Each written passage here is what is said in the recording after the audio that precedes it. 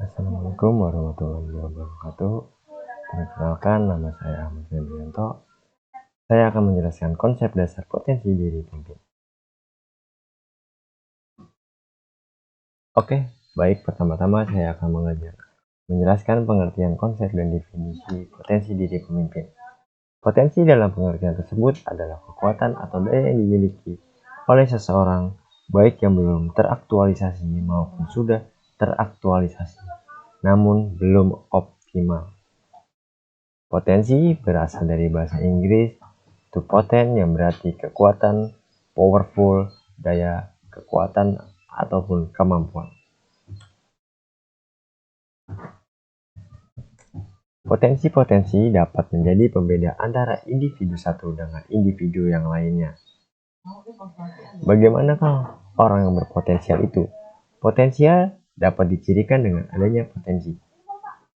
Mempunyai kemampuan laten untuk bertingkah laku dengan cara tertentu. Laten, menurut Kamus Besar Bahasa Indonesia, yaitu terpendam. Menurut Profesor Dr. Bukhari Zainun, MPA, yang disebut potensi adalah daya atau kekuatan yang baik yang sudah teraktualisasi tapi belum optimal maupun belum teraktualisasi. Daya tersebut dapat bersifat positif yang berupa kekuatan atau power, yang bersifat negatif berupa kelemahan atau weakness. Istilah lain potensi adalah kemampuan, kekuatan, kesanggupan atau daya baik sudah terwujud atau belum terwujud. Menurut Kamus Umum Bahasa Indonesia, potensi berarti kemampuan yang mempunyai kemungkinan untuk dikembangkan. Jadi, setiap individu itu mempunyai potensinya masing-masing. Di dalam diri setiap individu pasti ada potensi yang dapat dibedakan satu individu dengan individu yang lainnya dan dapat dikembangkan sesuai dengan bakat yang ada di dalam dirinya. Potensi itu dapat berupa potensi yang bersifat positif dan ada yang bersifat negatif.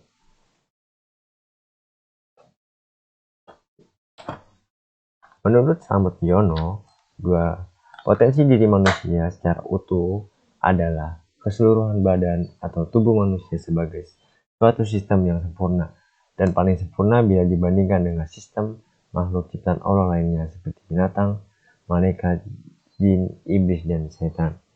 Sedangkan menurut Heri Wibowo, minimal ada 4 kategori potensi yang terdapat di dalam diri manusia sejak lahir, yaitu potensi otak, emosi, fisik, dan spiritual, dan semua potensi ini dapat dikembangkan pada tingkatan yang tidak terbatas. Menurut Udo Yamin Effendi Majdi, ada 4 macam potensi yang dimiliki oleh manusia, yaitu potensi intelektual, emosional, spiritual, dan fisik.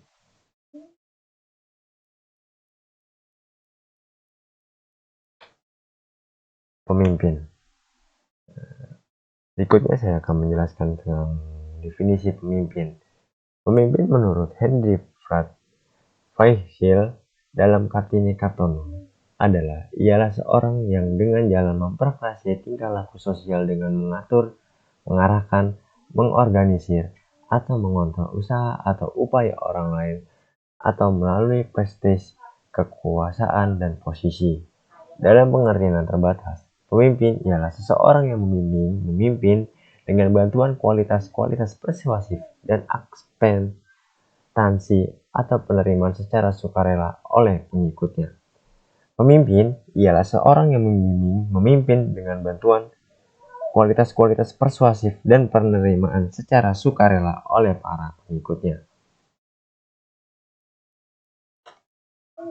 Riffatho dalam bukunya Perilaku Organisasi, pemimpin adalah seseorang yang memiliki kemampuan memimpin. Artinya, memiliki kemampuan untuk mempengaruhi orang lain atau kelompok tanpa mengindahkan bentuk alasannya. Pemimpin pertama-tama harus mampu menumbuhkan dan mengembangkan segala yang terbaik dari bawahannya.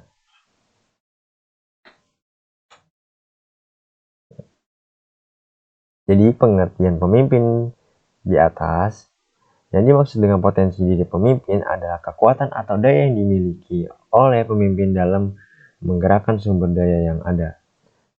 Relevansi potensi diri dengan kepemimpinan Pemimpin adalah seseorang yang mampu memberdayakan sumber daya manusia dan sumber daya lainnya dalam organisasi untuk mencapai tujuan yang telah ditentukan. Pengertian pemimpin telah dibahas dalam uraian di atas, yang intinya adalah seorang yang mampu memberdayakan sumber daya manusia dan sumber daya lainnya untuk mencapai tujuan organisasi. Sedangkan adaptif berarti cerdas menyesuaikan diri dengan perubahan. Jadi pemimpin adaptif adalah pemimpin yang mampu menggunakan kepemimpinan yang mudah menyesuaikan diri dengan perubahan dan keadaan baru. Potensi kecerdasan emosi diperlukan dengan menggerakkan sumber daya manusia untuk melaksanakan aktivitas yang sudah ditentukan dengan empati, motivasi, dan mampu bekerja sama secara efektif. Potensi kecerdasan emosi sangat diperlukan dalam memberdayakan sumber daya manusia dalam rangka mewujudkan kepemimpinannya. Memimpin dengan empati menggunakan hati nurani akan menggerakkan sumber daya manusia dalam mencapai tujuan organisasi. Untuk itu, maka diperlukan pengembangan diri secara terus-menerus dan berkesinambungan. Memimpin dengan empati.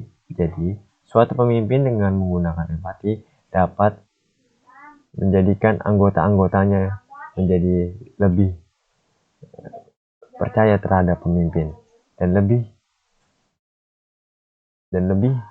menjadi anggota yang taat dengan pemimpinnya dan demi memajukan suatu organisasi tersebut. Dalam menjalankan kepemimpinan adaptif akan dijumpai tantangan dan keterlibatan. Untuk itu, potensi ketahan malangan sangat diharapkan. Dengan menggunakan kecerdasan, ketahan malangan pemimpinan adaptif mampu mendengarkan, menggali peran Anda, dan menganalisis fakta-fakta yang ada dan menentukan dan melakukan tindakan nyata untuk melakukan perubahan yang kreatif dan inovatif. Faktor personal diantaranya adalah kemampuan kognitif dan potensi kecerdasan emosi. Faktor lain adalah adanya sikap terbuka, sifat bebas, dan percaya diri. Hal ini merupakan potensi kecerdasan emosi. Terima kasih atas penjelasan yang saya berikan. Mohon maaf jika ada kekurangan dengan penjelasan saya. Saya mohon maaf sebesar-besarnya. Sekian dan terima kasih. Wassalamualaikum warahmatullahi wabarakatuh.